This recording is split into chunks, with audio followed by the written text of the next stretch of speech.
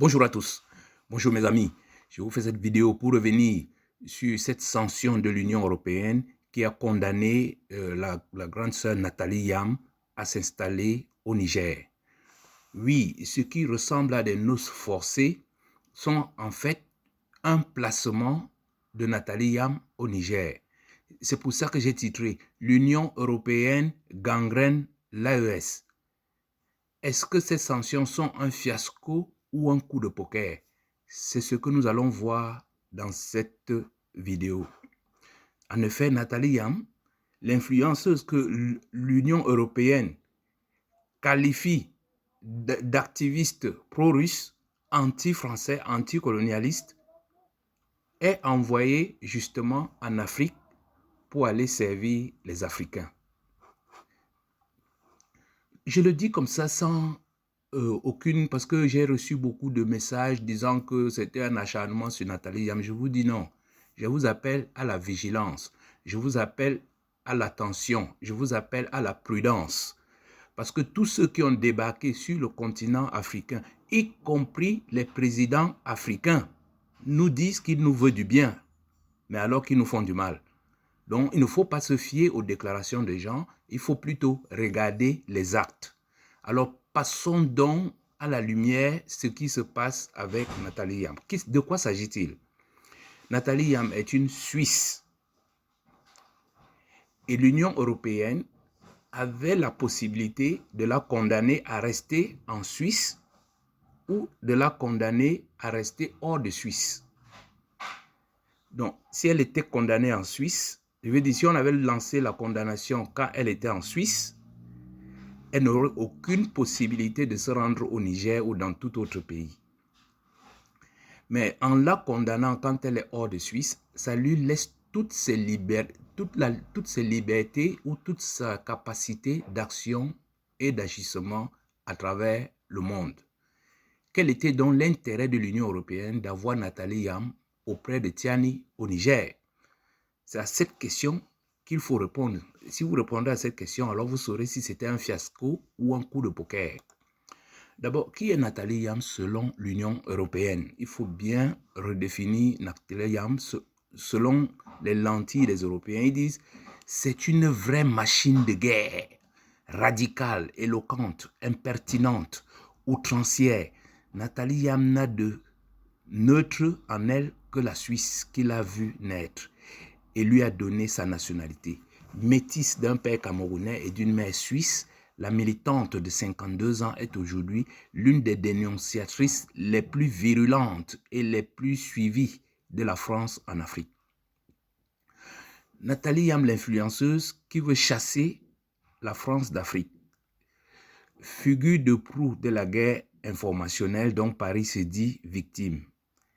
Nathalie Yam ne bat pas les pavés des manifestations, vous ne la verrez jamais dans une manifestation, mais elle tweet comme elle respire, avec une ligne directrice, chasser d'Afrique la France.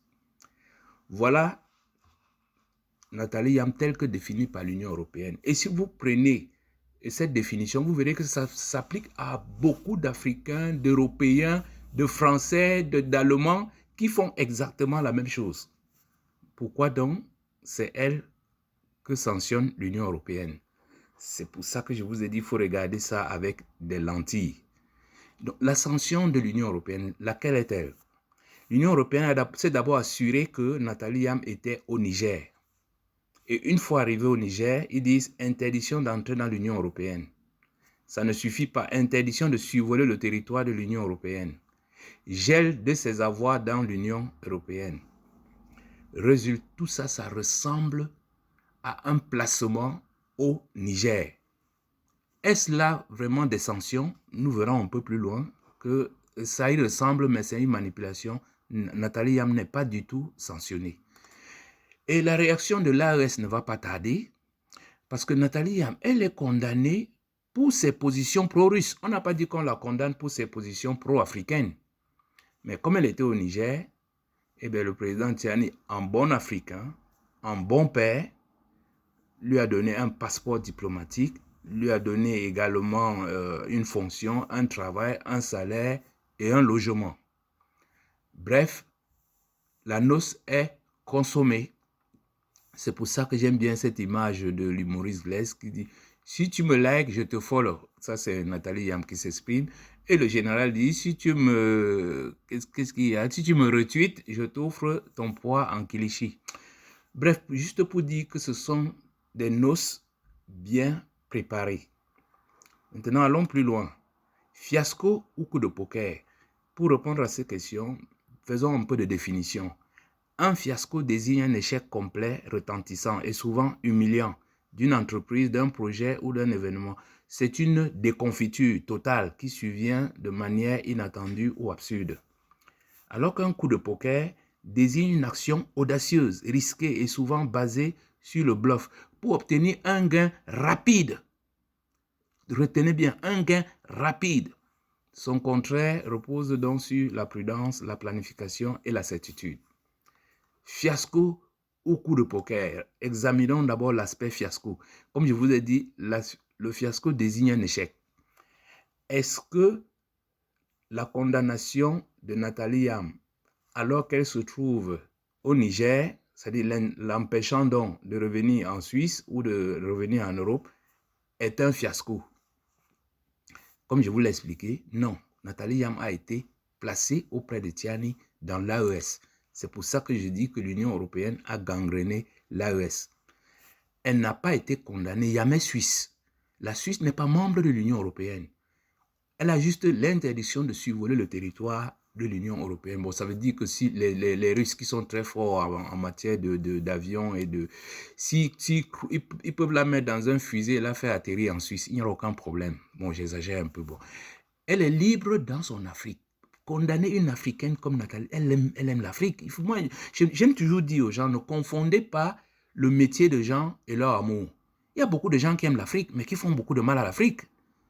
Donc, il faut je dis, on ne met pas en doute son amour pour l'Afrique ou pour, je ne sais pas comment dire ça. Mais elle doit vivre, elle a un métier. Et même si ça va souvent à l'encontre de l'Afrique. Donc, elle est libre dans son Afrique natale, elle est bien placée chez son tonton. Donc, ce n'est pas un fiasco de l'AES, c'est plutôt une, comment dire, l'AES a vraiment gangréné l'Union européenne. Est-ce un coup de poker? Mais regardons, je dis, oublions l'amour de Madame Yam. Maintenant, regardons les effets de ces conseils. On a maintenu un ancien ministre des Finances comme Premier ministre au Niger. Et je vous ai dit, tous ceux qui sont ministres des Finances, anciens premiers ministres dans les pays francophones, ont été sélectionnés méticuleusement par la France. Mais je dois avouer, dans le cas du Premier ministre, que je suis très content de ce qu'il fait au Niger. Donc, je ne m'y attendais pas. Je me disais, oh, c'est foutu. Mais pour l'instant, par rapport aux faits, je peux dire que les agissements qu'il avait déjà, même quand il était dans les anciens gouvernements, montrent que c'est quelqu'un qui aime le Niger. Et à la reconnaissance de la brillante victoire de Paul Biya par le général Tiani. Le général Tiani, mais je crois que le papa là doit avoir entre 60 et 70 ans. Mais il n'a jamais vu Paul Biya. Alors que Biya est au pouvoir depuis 60 ans. Donc, comment peut-il reconnaître la victoire brillante d'un grand bandit des élections? On appelle ça, ce sont les effets de Nathalie Yam.